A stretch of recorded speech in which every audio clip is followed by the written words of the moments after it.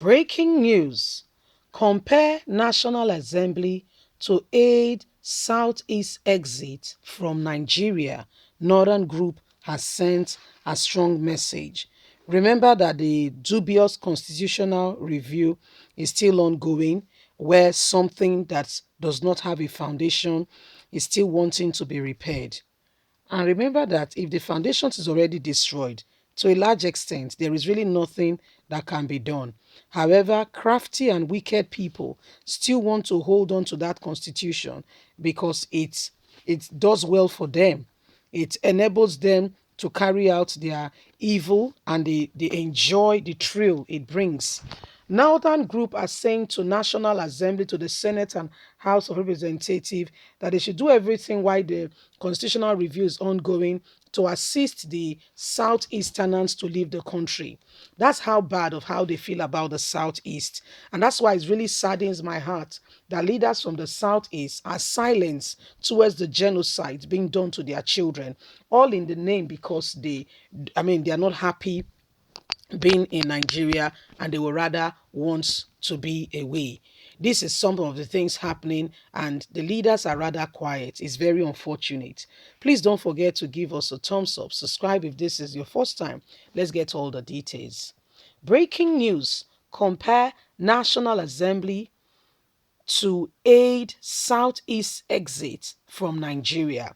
A federal high court in Abuja has been urged to, among others, compare the President of the Senate, Speaker of the House of Representatives, and the National Assembly to aid the prompt exit of the southeastern states from the country before concluding the ongoing constitutional amendment process. The request formed part of the three prayers in a suit filed by its four politicians from Kano State and others who says it is about time for the Southeast to leave Nigeria. Abdulaziz, Sherif, Babarafil, Abdul Rothman, Salami, Haminu, and Ahmed. The plaintiff states in a supporting affidavit that their action was informed by the need to stem the tides of violence and destructions orchestrated by the agitators for section, campaigned by their leader Nnamdi Kanu, the leader of the indigenous people of Biafra. They added that they do not want to repeat of what happened during the Nigerian civil war that cost the nation many lives and property worth billions of naira. Listed as defendants in the suit are the Attorney General of the Federation, the Senate's President, Speaker of the House of Representatives, and National Assembly. The plaintiffs are praying the court for the following relief. A declaration that by the combined effort of the provision of Section 4 of the 1999 Constitution, Federal Republic of Nigeria, as amended, and Article 1, 2, and 20, subsection 1 of the African Chapter of Human Rights and People's Reflection and Empowerment, at 2004 and fourth defendant, the National Assembly is empowered to set in motion a framework for the referendum to allow the Southeast states of the Federal Republic of Nigeria to decide on their bid to self-determination. A declaration in view of the provision of Article 1, 2, 4, 14, and 20, subsection 1 of the African Charter of Human and People's Rights. Article 2004 and second and third defendants, the Senate President and House Representative Speaker, have the power to call for a joint section of both houses of the fourth defendant to deliberate on the allegations of self-determination by the Southeast states of the Federal Republic of Nigeria. An order directing the second and third and fourth defendant to provide a framework that will pave way for the self-determination of the Southeast states so as to leave the geopolitical entity called Nigeria before any further step is taken to further amend the constitution of the Federal Republic of Nigeria so that they are totally out. Sheriff states in the supporting affidavit that IPOB, formed by one Nnamdi Kanu, which group has been agitating for self-determination, that is the creation of the independent state of Biafra, away from Federal Republic of Nigeria, needs to be done to them. Justice Ekwewu has scheduled a hearing for November the 1st in the suit filed on June the 24th this year, and to which the defendants have not responded.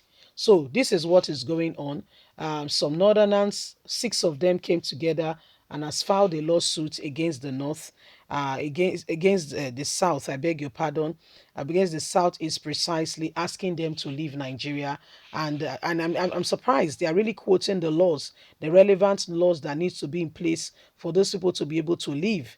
So Nigerian government knows that they have this right. These people have this opportunity to leave. Why not call for a referendum? Simple and short. Let's understand the people's preference through their votes. But no, they will not do that. They will rather wants to destroy lives and property. They will rather wants to commit genocide. You see, all that is happening is a clear indication that the Southeast is greatly, not just hated, but people they don't want to deal with. It's happening. It's happening, and the president, everybody, they are part of the evil already going on. So it is sad to also note that people from the southeast are not standing up for their own. To a large extent, I feel they have neglected their own. They've not supported their own like they should. They've allowed them to be marginalized, and those who are there in position of authority have rather, focused on themselves. What I mean by that is political affluence. In case you're not aware, very soon, APC is already infiltrating into the southeast.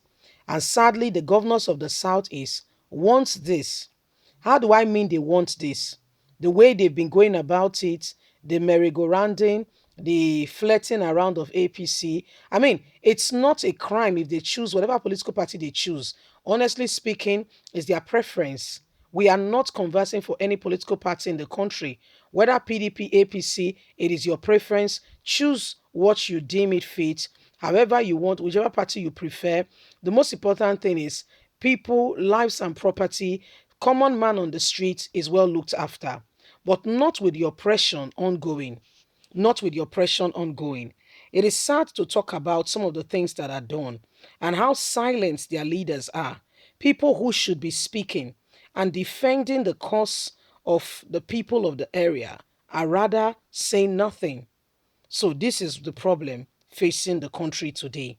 That's why some people are being treated like fifth class, not even first or second or third class.